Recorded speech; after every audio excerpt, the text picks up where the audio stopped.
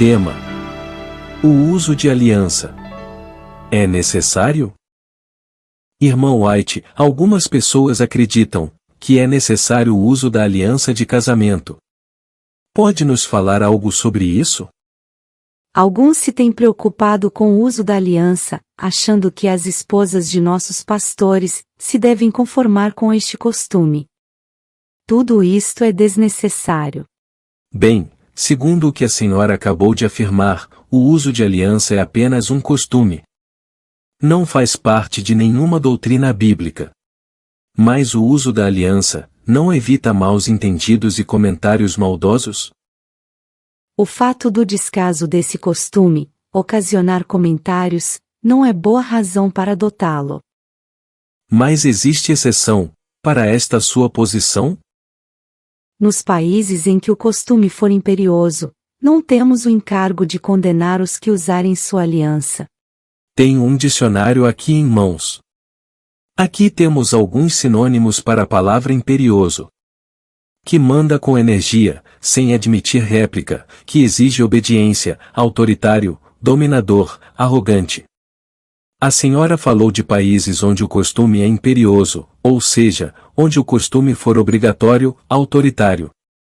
A palavra imperioso vem do verbo imperar, que nos faz lembrar de imperador, ou seja, aquele que dita leis. Assim, entendemos que, nos países em que esse costume, de usar aliança, se tornou lei, não precisamos causar problemas com as autoridades civis por causa disso, gerando uma perseguição desnecessária. Então isso significa, que nos países onde o uso da aliança se tornou imperioso ou obrigatório, tal uso, será um ponto positivo em nossa obra?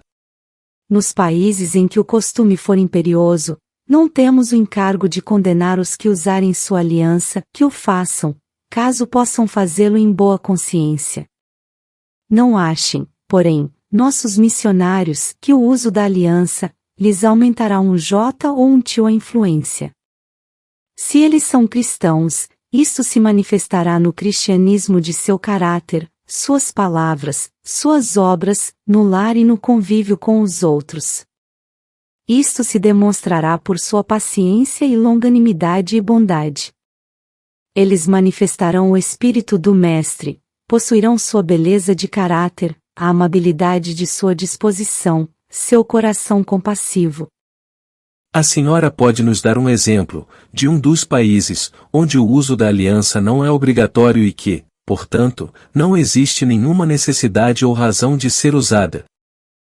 Os americanos podem fazer compreender sua atitude, com o declarar positivamente que esse uso não é obrigatório em nosso país.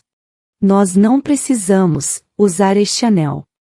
Em resumo, o que a senhora quer dizer? Nenhum centavo deve ser gasto com esse aro de ouro para testificar que somos casados.